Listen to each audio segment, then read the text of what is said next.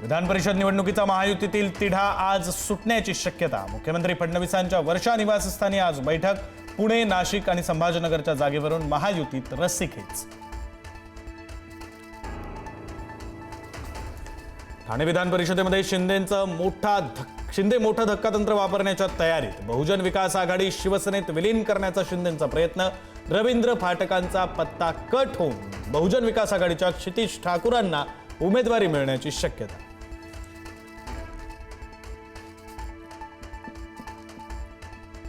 चंद्रपूर जिल्ह्यातील काँग्रेसचे not reachable नगराध्यक्ष आणि नगरसेवकांचे फोटो समोर। भाजप आमदार बंटी भांगडियांसोबतचे फोटो समोर। भाजपसाठी विक्ट्री 20 संकेत दाखवतानाचा फोटो।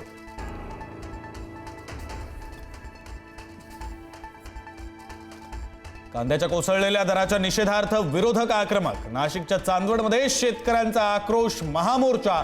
महाविकास आघाडीचे नेते सहभागी, तर सोलापुरात प्रणिती शिंदेंच्या नेतृत्वात रास्ता रोको।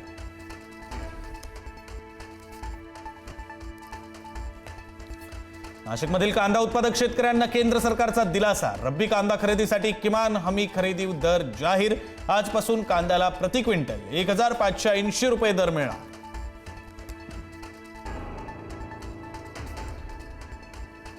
नवी दिल्लीमध्ये सीएनजी दरात वाढ। सीएनजी प्रति किलो 2 रुपयांनी महागला। दिल्लीतील आजचा सीएनजी दर 83.09 रुपये प्रति किलो।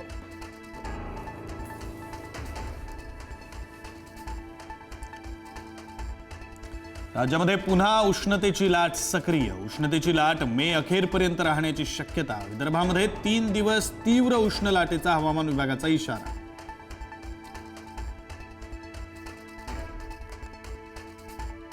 मान्सून आज केरळसह दक्षिण किनारपट्टीवर बरसण्याचा अंदाज। मान्सून नियोजित वेळेपेक्षा 6 ते 7 दिवस आधीच केरळमध्ये दाखल होण्याची शक्यता। दरवर्षी 1 जूनला मान्सून केरळमध्ये होतो दाखल।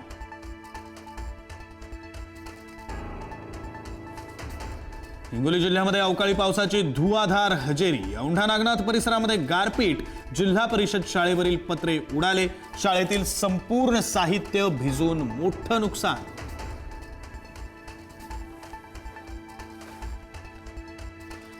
गुलमर्ग दुर्घटनेमध्ये महाराष्ट्रातील पर्यटक थोडक्यात बचावले। दैनिक पुढारीचे पत्रकारही केबल कारमध्ये अडकले होते। तब्बल 5 तास सुरू होतं रेस्क्यू ऑपरेशन। लष्कराच्या जवानांनी राबवलं रेस्क्यू ऑपरेशन।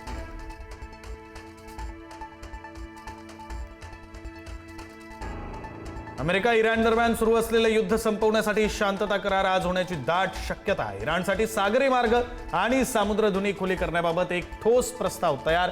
अमेरिकेचे परराष्ट्र सचिव मार्को रुबियो यांची माहिती।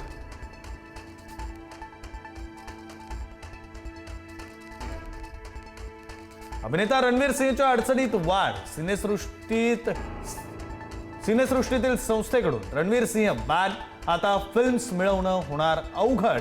शूटिंग पूर्वीच डॉन 3 सिनेमा सोडणं पडलं महागात।